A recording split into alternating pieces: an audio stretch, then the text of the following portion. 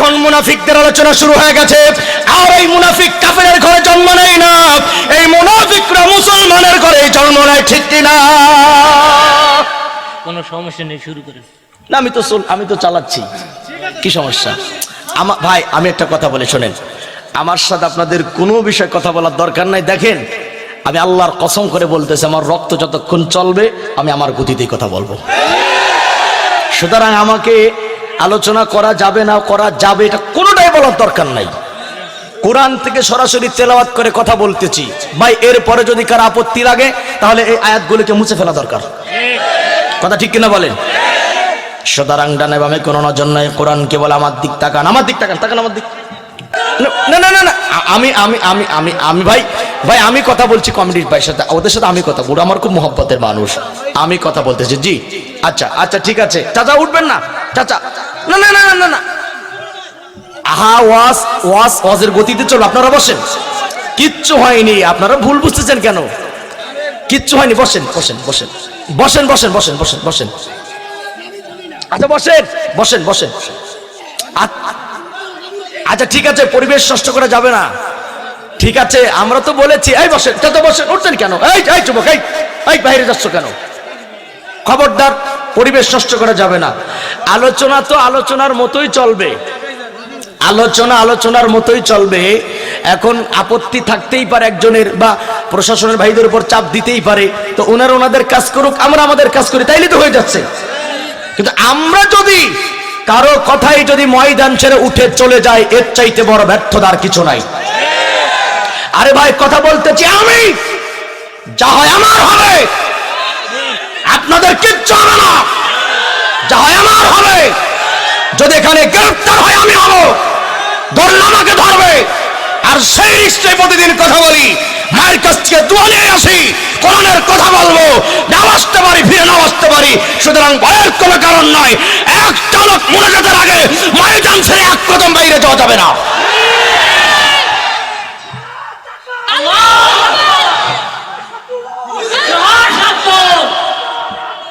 বসেন,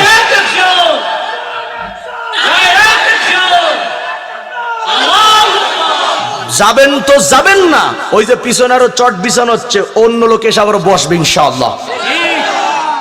ঠিক আছে ভলেন্টিয়ার ভাইরা, তোমাদেরকে বলি,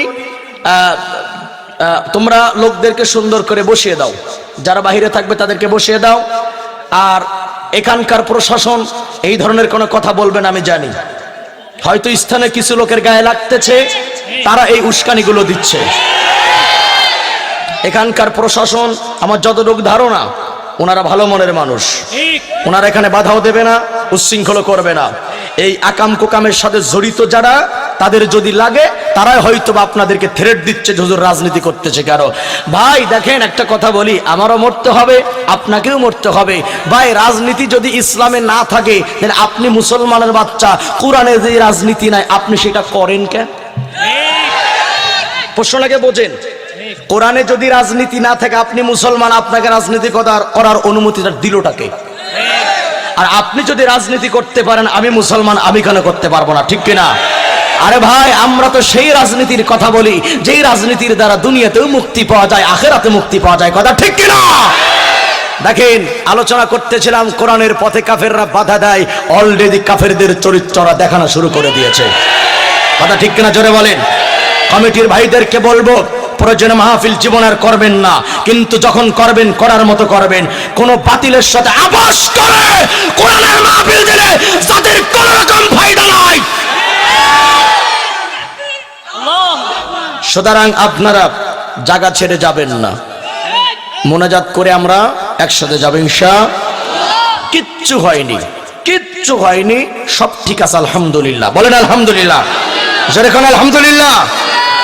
আমার পর আমার বড় ভাই কথা বলবেন, চমৎকার কণ্ঠে আলোচনা করেন, হৃদয় নিংড়ানো কণ্ঠে কথা বলেন তিনি, তার আলোচনা শুনবেন, দোয়া করে যাবেন ইনশাআল্লাহ। সুতরাং কোরআন দ্বারা প্রমাণ হয়ে গেল কাফেরদের 3 নাম্বার গুণ হলো ওয়াজাবগুনাহা ইওয়াজা। কাফেরদের 3 নাম্বার গুণ হলো ইসলামের বাণী যেটা নয়, কোরআনের কথা যেটা নয়, সেটা তারা কোরআন বলে চালিয়ে দেয়, ইসলাম বলে চালিয়ে দেয়। এমন শয়তান বাংলার মাটিতে আছে না নাই? সুতরাং কাফের চিনলাম কোরআন দ্বারা তিনটা গুণ থাকলে তাদের কাফের বলা হয়। দুই নম্বরে আল্লাহ তাআলা মুনাফিকের কথা কোরআনে বর্ণনা করে দিয়েছেন, বান্দারে কাফের থেকে সাবধান হয়ে যাও, মুনাফিক থেকে সাবধান হয়ে যাও। কারণ হলো ইসলামের জন্য সবচাইতে বড় ক্ষতিকর হলো কাফের আর মুনাফিক, কথা ঠিক কিনা? আমার দিক তাকাই, কোরআনের কথা শোনেন, দিক তাকান এভরিবডি আলার্ট। সূরা বাকারার আল্লাহ পাক সুন্দর করে ধারাবাহিক আলোচনা করে দিয়েছেন, কোরআনুল কারীম জানিয়ে দিয়েছেন, ওয়া মিনান নাসি মাইয়াকুলু আমান্না বিল্লাহি ওয়া বিল ইয়াউমিল আখির ওয়া মা হুম বিমুমিনিন। আল্লাহ বকে এই মুখে আল্লাহ তুমি, এই কোলে ওই কোলে আল্লাহ তুমি, আমার সুখে তুমি, আমার দুঃখে তুমি, তুমি ছাড়া এ জীবন মরুভূমি। এই বুকে এই মুখে আল্লাহ তুমি, এই কোলে ওই কোলে আল্লাহ তুমি। বলেন আমার সাথে, আল্লাহ আল্লাহ আল্লাহ লা ইলাহা ইল্লাহ। জোরে আল্লাহ আল্লাহ আল্লাহ লা ইলাহা ইল্লাহ লা ইলাহা ইল্লাল্লাহ। সবাই লা ইলাহা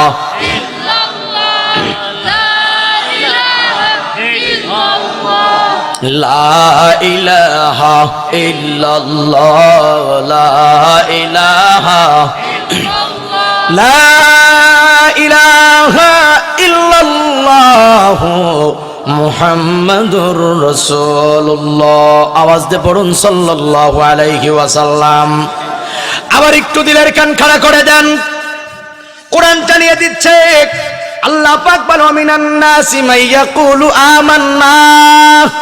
মানুষের ভিতরে কিছু মানুষ এমন আছে যারা বলে আমান্না, আল্লাহর প্রতি ঈমান আনলাম। ভালো করে বোঝেন, আল্লাহ বলে আমান্না, এরপরে তারা বলে ওয়াবিল ইয়াউমিল আখির, আখিরাতের প্রতি ঈমান আনলাম। আল্লাহ কয় ওয়া মা হুম বিমুমিনিন। আল্লাহ কয় না রাসূল, তারা যতই বলুক না কেন আমান্না, ঈমান আনলাম আল্লাহর প্রতি, আখিরাতের প্রতি, আল্লাহ কয় কখনোই তারা ঈমানদার নয়। কার কথা? ওরা কয় ঈমান আনলাম আল্লাহর প্রতি, আখিরাতের প্রতি, আল্লাহ কয় মিথ্যাবাদী। কথা ওদের সত্য না আল্লাহরটা সত্য? ভাইয়ের আমার, সূরা আনকাবুতের 2 নম্বরে আল্লাহ তাআলা বলেন, আহাসিবান নাসু আইয়ুতরাকু আইয়াকুলু আমান্না ওয়া হুম লা ইফতানুন। আল্লাহু আকবার। কিছু লোক আছে, লোকের ভিতরে যারা মুখে বলে আমান্না, আল্লাহর প্রতি ঈমান আনলাম, আল্লাহ কয় না তারা ঈমানদার নয়। ঈমান দাবি করার বিষয় নয়, ঈমান হলো কাজে কর্মে পরিণত করার নাম হলো ঈমান। কথা ঠিক কিনা? কোরআনুল কারীম জানিয়ে দেয়, কিছু লোকেরা বলে এই লোক কারা? এরা হচ্ছে মুনাফিক। এরা কারা? জোরে বলেন। ও রাসূল, কিছু লোক আপনার সামনে এসে বলবে, মুহাম্মদ আমি কিন্তু ঈমানদার, আমি কিন্তু পরকাল বিশ্বাস করি, কিন্তু নবী গো আপনি যখন ধর্মের কাজের জন্য, রাষ্ট্র ইসলাম কায়েমের জন্য আন্দোলন করবেন, এই মুনাফিকদেরকে একটু আপনি আন্দোলনের ভিতরে শামিল পাবেন না। কথা ঠিক কিনা? মুনাফিকরা জিকিরের বেলায় আছে, মুনাফিকরা দানের বেলায় আছে, তাহাজ্জুদ পড়ার বেলায় আছে। ইসলামের সব আমল মুনাফিকরা করে, দাড়ি টুপি জুব্বা জিকির আজগার সব করে। একটা জায়গায় তিনি ইসলামকে চাই না, ওই জায়গাটার নাম হলো রাষ্ট্র। কেন চাই না? তার কারণ কি? কারণ মুনাফিক জান আমরা আকাম কোকাম করি, রাষ্ট্রে যদি ইসলাম ক্ষমতায় যায় আমাদের আকাম কোকাম করা চিরতরে বন্ধ হবে। কথা ঠিক কিনা? ভাইরা, কোরআন থেকে আপনাদের শোনাচ্ছি, ভালো করে শুনে নেন। এই কে আছেন? সূরা নিসার 59 নম্বর আয়াত থেকে বের করেন। কাছে কথা যা হবে কোরআন দিয়ে হবে ইনশাআল্লাহ। বলেন ইনশাআল্লাহ। লাগে কোরআন আরো 2 টাকা না নেন, খুলে খুলে আজকে কব, প্রয়োজনে ট্যাবলেট আর ক্যাপসুল বানায়া তোর হোলকমের ভিতর ঢুকাই দেব। এরপরও যদি কস হুজুর কোরআন মানা রাজনীতি করেছে, আমার কিচ্ছু করার নাই। বন্ধুরা আমার, ইসলামের শত্রু আল্লাহু আকবার। বুঝে নেন ভাইয়ার আমার। এই আয়াতটা হলো আলাম তারা ইলাল্লাযিনা যা'ুমুনা আন্নাহুম আমানু, এই আয়াতটা বের করেন ভাইয়ার আমার, ভালো করে বুঝে নেন মুনাফিক কাকে বলে।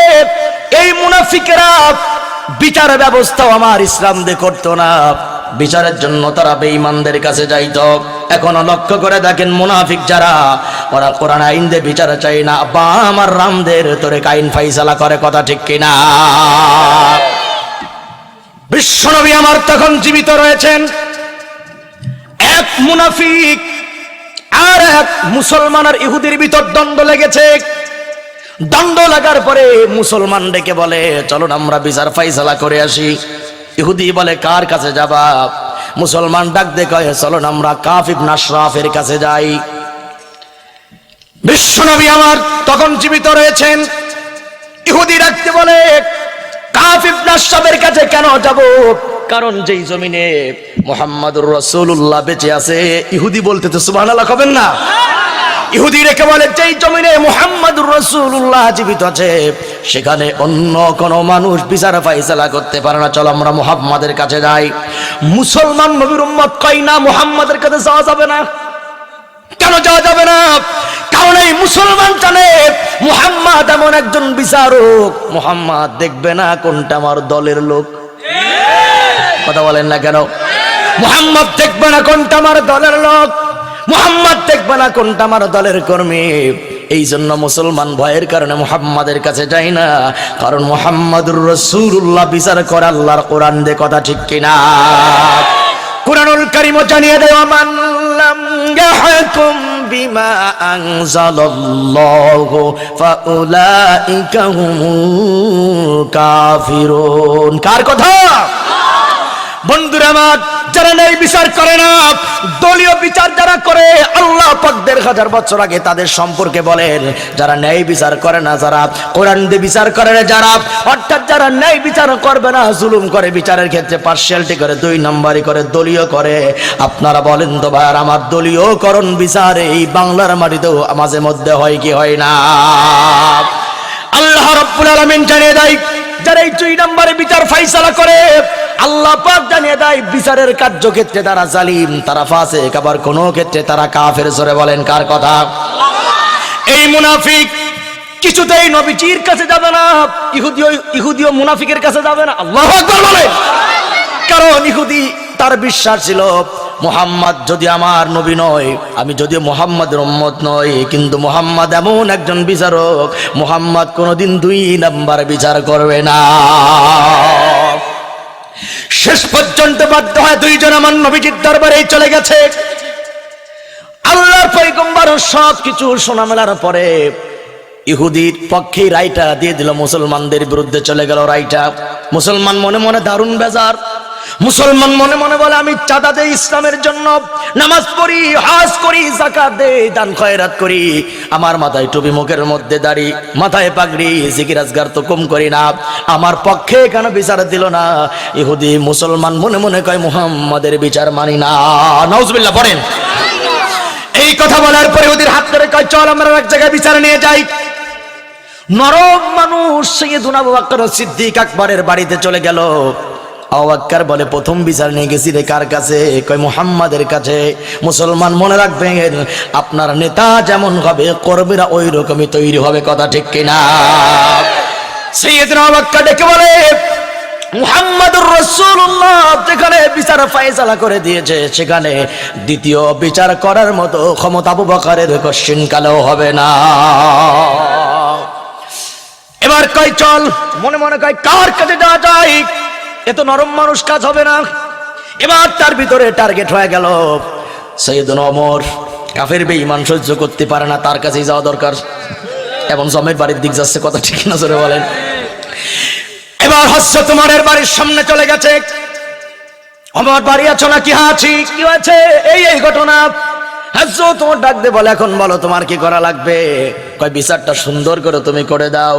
ওমর ডাক দিয়ে বলে এমন সুন্দর বিচার করে দেব তোর আর কোনোদিন কারো কাছে বিচার নিয়ে যাওয়া লাগবে না। মুসলমান ভাইয়ের আমার, ওমর কয় দাঁড়াও, ঘরে যাবো আর আসবো। আল্লাহু আকবার বাড়ি যায় কইেন। মুসলমানেরা হযরত ওমর ফারুক ঘরের ভিতরে প্রবেশ করে তরবারিটা বের করে আনছে, এখনো বুঝতে পারে নাই তরবারি কোন দিকে চালাবে, এখনো বুঝতে পারে নাই। মুসলমান হাসতেছে, মনে করে ইহুদিরে মারবে। হযরত ওমর সামনে এসে দাঁড়ায়া মুসলমানের মাথার চুলটা সুন্দর করে ধরেছে বাম হাত দিয়া, আর মুখের দিক তাকায় বলে যে মুসলমানের বাচ্চা বিশ্ব নবীর ফয়সালা মানতে পারে না, কোরআনের ফয়সালা মানতে পারে না, এই মুসলমান মুমিন হতে পারে না, মুনাফিক, আর মুনাফিকের বেঁচে থাকার কোনো অধিকার নাই। এক কবজা মাথা ফালাই দিয়েছে মুনাফিকের বাচ্চা, ঘাট থেকে মাথা জমিনে পড়ে গেছে। এলাকার মধ্যে খবর হয়ে গেল মুহাম্মদুর রাসূলুল্লাহর ধর্মের মানুষ হত্যা করেছে। ওমর মুসলমান মেরেছে, মুসলমান মেরে মানবতা বিরোধী কাজ করেছে। আজকেও লক্ষ্য করে দেখবেন, আমরা আলেমরা যদি হরতাল আর মিছিল করতে যাই, একটা গাড়ি ভাঙচুর করি, অনেকেই বলে মানবতা বিরোধী কাজ করলো কেন। একটা মানুষ যদি অ্যাক্সিডেন্টে মারা যায়, তারা বলে মানুষ হত্যা করলো কেন। কিন্তু ওনাদের স্বার্থের কারণে হাজার হাজার আলেমদেরকে বিরাট ফায়ার করে মারলেও মানবতা হয় না। কথা ঠিক কিনা?